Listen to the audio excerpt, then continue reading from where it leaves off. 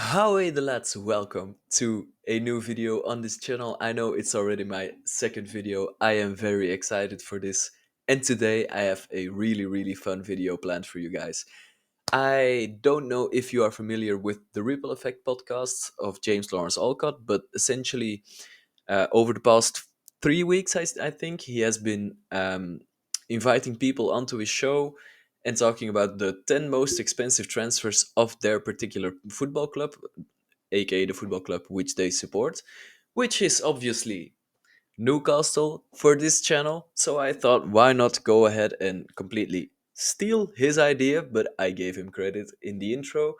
Look at the 10 most expensive transfers in Newcastle United history and give them a ranking from 1 to 10, or I will be giving them a ranking from 1 to 10 essentially, and you can afterwards let me know in the comment section below if you would have ranked them any differently, if you think I've rated any players too highly or I've rated any players too lowly. Please be sure to let me know, and without any further ado, I suggest we will go straight into the video, going 10 through 1 through the list of most expensive transfers, within at number 10. And it is already a pretty easy start for me to rank because I will also be putting him in at number 10 in my list. It's big boy Christopher Wood. Yes, Christopher Wood. Spoiler alert: the only player on this list who has left the club, who isn't still a Newcastle United player. So that's pretty surprising. Although saying that, Mike Ashley wasn't really a big fan of spending money, even though there are some Mike Ashley transfers on this list. Chris Wood definitely was in the first window of the new ownership.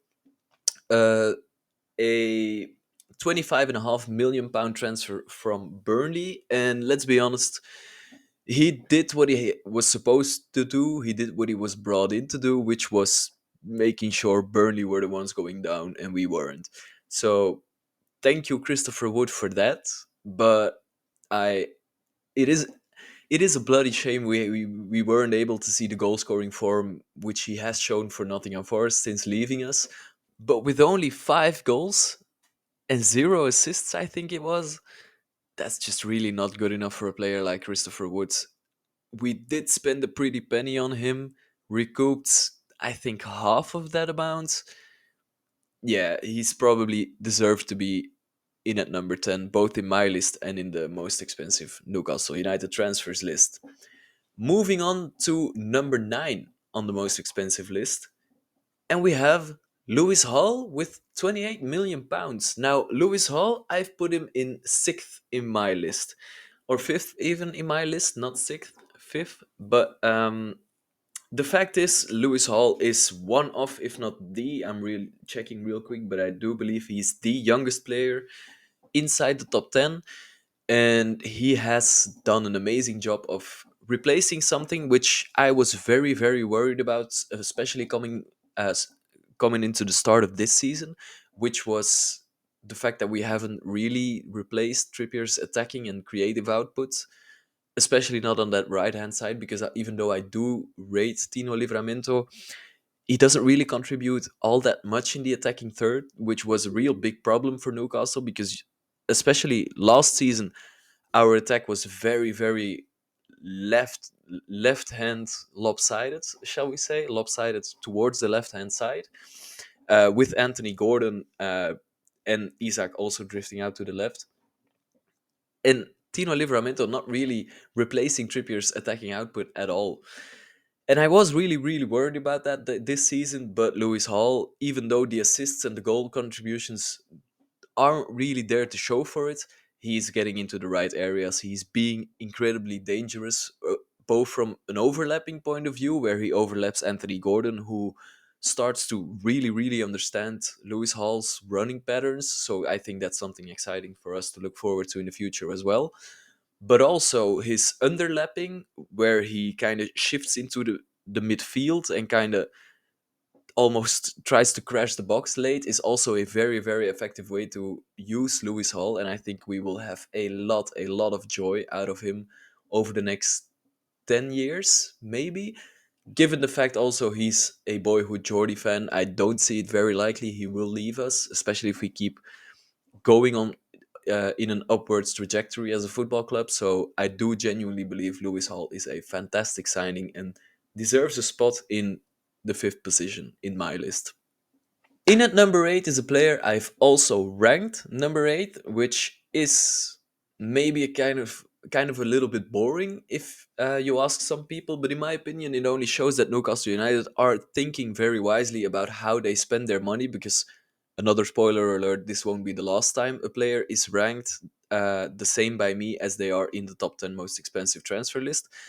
So that just means Newcastle are cautious with the amount of money they are spending on players and are thinking a whole lot about, is this player actually worth that amount of money to us? Why is he or why isn't he? And should we therefore go for him or maybe a cheaper alternative who can do the things we require him to do just as well without maybe a little touch of magic a more expensive player would have had? As for our number eight position, that is Sven Botman. Sven Botman is really, really unfortunate, in my opinion, to be this low on the list, but that is due to his injury record. He has missed 46 games through injury. That's 4,140 minutes, which is a whole lot of injuries. And I'm so sorry for the guy because I genuinely do believe he is our best centre back when fit. Fabian Schär is a very, very good centre back as well because he has all of these glamorous sides to his game. He's very good on the ball, has a very big passing range, but when it comes to pure utter defending, the role of a centre back, I do believe Botman is the greatest at the club we have right now, and also one of the best centre backs in the league because defensively he's really, really solid. He reminds me kind of this Giorgio Chiellini type of defending, where it's throw yourself, your body, even your head in front of the ball, but make sure your opponent won't score. And that's essentially what you need from your center back. So I love Botman with all my heart, but he just needs to stay fit, man. If he can stay fit for a season, 2 seasons, 3 seasons, he will shoot up this list. I'm sure of it because he is absolutely class. But his injury record is such a shame. In at number seven is another player I have ranked exactly in the same position as they are in our top 10 most expensive list. It's Tino Livramento. And Livramento is 2 positions higher than Lewis Hall in this list, but 2 positions lower in my list than Lewis Hall is. And I've kind of already touched on the reason why Tino Livramento, his underlying stats, when you go look for it on FBref, for example, it doesn't really scream world class right back. And okay, he's still very, very young. He has a lot of time to improve certain facets of his game, especially the attacking parts, because 1 goal, 1 assist just simply isn't good enough for an attacking fullback or a fullback in the game, which nowadays requires your fullbacks to do a whole lot more than just defend or just go forward. So for Livramento, there are certain points of his game which absolutely need improving. But the reason I've also not gone lower for him on the list is because, quite simply, the eye test. When you watch him play, when you watch Newcastle United play, he doesn't look bad. He doesn't look bad at all. He is composed on the ball, doesn't lose it in real dangerous areas. He does his job defensively. Most of all, he's just a very, very solid passer, doesn't really take risks, which is also why his attacking output is that low. But it's also great to just not lose the ball, just to retain possession is very useful. So I think seventh spot is a fair assessment of Livramento, but out of all the players underneath him and yet to come, I think he has one of the biggest potentials to drop and maybe even be replaced in the future if he doesn't, you know, elevate his game to the next level. Because I do believe he's good enough to start for us right now. But if we are going to be consistently competing for Champions League positions, even for titles, it remains to be seen if Livramento is good enough to do that. It remains to be seen. As for our number six position, well, I am going to wait a little bit with revealing where I have ranked him in my personal top 10. But as for most expensive signings, he is in at number six with 35.5 million pounds from Lyon. Yes, you guessed it. It's our captain, War Bruno Guimarães. He's fantastic. He is unbelievable. I think he had a bit of a rocky start to this season, but especially now that Tonali has taken his place into the number six role, and Bruno is given a little bit more room to create because some people actually wanted to see him as a 10, which I don't necessarily believe he is, or sh- is used most effectively. I believe in this number 8 role where he can just drift wherever he wants, where he can use his energy, which is one of his best attributes, especially when we are pressing the opponents. Bruno Guimaraes is unbelievably important, both to organizing that press and to be able to actually pull that off. Because, I mean, let's be honest, 90% of all footballers would be tired after 30 minutes of the running Bruno Guimaraes does. Also, by far, and I mean by far, the most fouled player in the Premier League this season. If you have to compare him to a different football player, in my opinion, Bruno Guimaraes is the Premier League footballer which compares the very best to what Moussa Dembele was for Tottenham Hotspur. Let me know what you think of that comparison. I think if you hear anyone who used to play with Moussa Dembele talk about him, they talk about the fact that you couldn't get the ball of him, that he was so intelligent, that he played with such tenacity, intensity, energy, and I think all of those words, all of those superlatives can be attributed to Bruno Guimaraes as well, and maybe even at a higher level because he's so good. And which what is very very positive for us as well is I think this summer, the summer coming up, will be the last one where we really have to like butt clench about Manchester City or Real Madrid maybe pulling him out of Newcastle with an offer the board simply can't refuse of like 120 million, which for a 27, 28 year old is a lot of money. If we manage to keep hold of him past this summer, I think his age means his price goes down, but his quality won't, which means it simply won't be worth it anymore for Newcastle to sell him due to what he offers the team, which means he'll likely stay. And I think if you hear him speak about how him and his family are Geordies now, about how he loves the city, how he loves the club, I don't think he will mind staying at all. Which means Bruno Guimaraes in sixth in this list, but for my position, I will get back to you. In at number five on this list is my number four, Joelinton. Well, Joelinton is another very, very interesting case because if you would have asked this question to any Newcastle fan after 1 year of seeing Joelinton play in black and white, I think nobody would have believed one, he'd still be here, two, he'd turn out to be worth his money, and three, he would arguably want to be one of the best central midfielders in the league.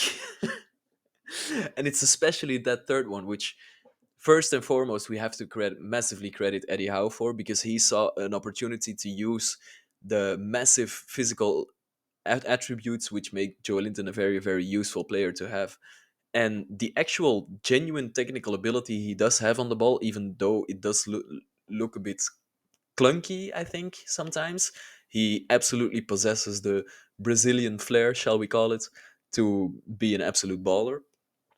The fact that Eddie Howe has moved him into that midfield position where his energy, his tenacity, his strength are so easily usable, shall we say, so greatly exploited. I think that was just a genius play by Eddie Howe, and he hasn't really looked back since. Okay, he plays a couple of games on the wing as well, which I genuinely do believe he also isn't bad at all. I just don't want to see him through the middle again at number nine. But when it comes to especially a midfielder, but also a winger, he's so important for us. He is always fit, okay, I would like for him to maybe like keep his elbows a little bit more in check. But apart from that, fantastic footballer, fantastic lad. I love you, Joelinton. Fourth in my list, fifth in the all-time most expensive Newcastle United transfer list. In at number four on Newcastle's list is Harvey Barnes, and this is a big drop off when it comes to my list because Harvey Barnes is all the way back in ninth position in my list.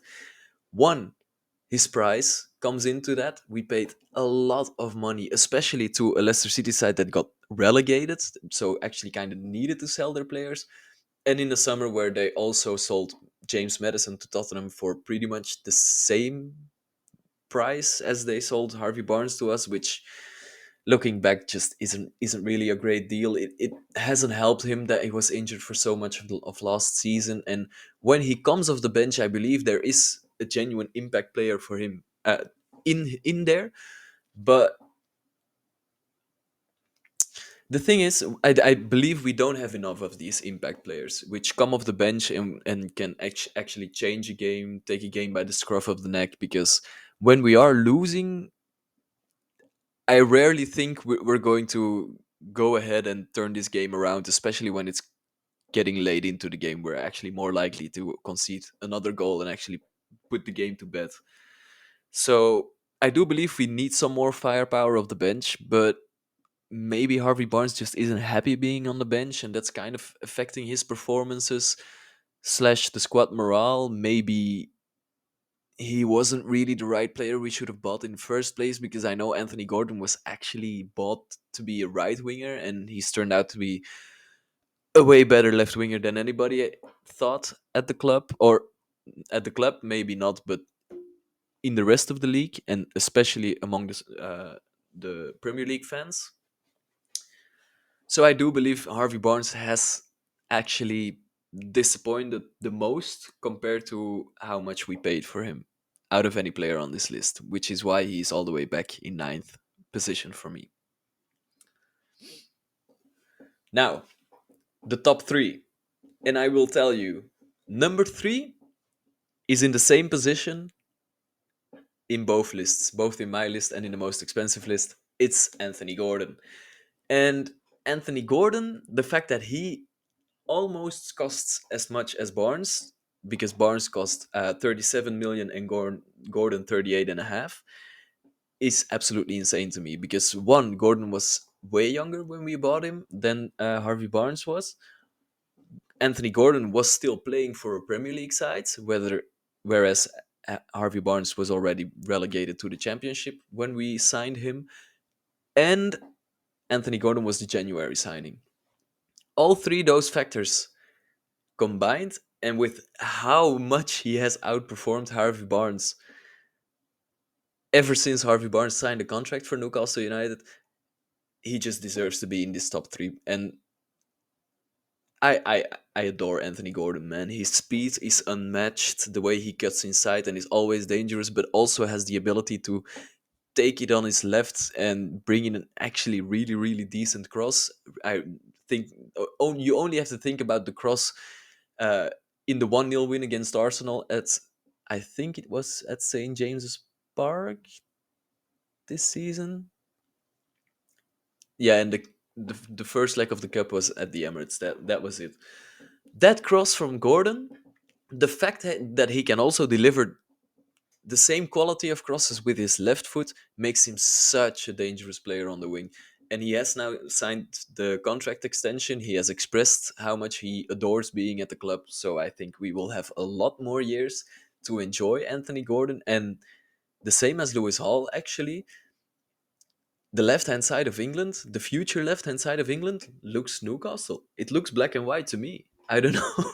I don't know about you, but that really excites me as well. At number two of our most expensive signings of Newcastle United, I mean, in Newcastle United's history, it's a player I've actually ranked sixth in the list, but I do believe he has a lot of potential to grow significantly higher on that list. It's Sandro Tonali for £50 million. £50 million is a lot of money. And the ban last season was unbelievably annoying. Unbelievably annoying because one, midfield was arguably one of the positions we were struggling in the most fitness wise during the injury crisis, which I mean now is pretty much a year ago because it was starting around the Christmas period and kind of went through until the end of the season. So that was one already very, very frustrating part of that transfer. The second part is spending £50 million on a player in an FFP world or PSR world is a very, very big investment, and then to not be able to use him for a year is unbelievably frustrating as well. But now he is playing, and it took a little bit of time to cement his place in the first 11. But since Eddie Howe has been using him as that sitting number six, ah, he is unbelievable. He is so, so good in that position, freeing up Bruno Guimarães and Joelinton to not really have to worry about exposing the backline too much by moving upwards. Never, never putting a pass wrong during the 90 minutes, just at all. So, so composed on the ball. Super tenacious and combative in the tackle. A real, real destroyer, kind of. And that was something I didn't really think he had to his game. That kind of see ball, get ball mentality, which you see those maybe old school central defensive midfielders more so use than he does. But he has been having an absolutely fantastic season. If it weren't for the ban last season, he would have already been higher on my list. But I believe if he keeps performing the way he is right now, he will be very, very high very, very soon. For number one on the most expensive list, you already know who it is. It is obviously £59 million for our Swedish scoring genius, Alexander Isak. What can I say about Isak that hasn't already been said? He is, wow, he's unbelievable. In my opinion, he is the best striker in the, or at least the most complete striker in the league. And I know that's kind of a rip-off, but I do genuinely believe in a one-off game you want to start Alexander Isak rather than you would start Erling Haaland, because Haaland has to have a specific type of opportunity to score. City, and there's no denying this because Pep Guardiola has literally been working about a year and a half towards this system where everything is centered around getting Erling Haaland as much opportunities as possible, and then specifically those opportunities in which he is most likely to score. Isak can score from any type of opportunity, from anything. He can create himself. He has an unbelievable dribble on him. His close control is absolutely fantastic. His heading ability, it's nothing to write home about, but it isn't bad either. It isn't. It's not like he's shit at heading, but his finishing ability, he's so calm and collected, and maybe he's a little too calm and collected because I over the last 10 games I've seen him miss a 1v1 in at least every single one of those games. But if he can get that out of his game, he will score even more goals somehow. In 91 appearances for Newcastle, which is the same as Anthony Gordon, by the way, which is another thing we have to credit Anthony Gordon with. He's always, always fit and available to play.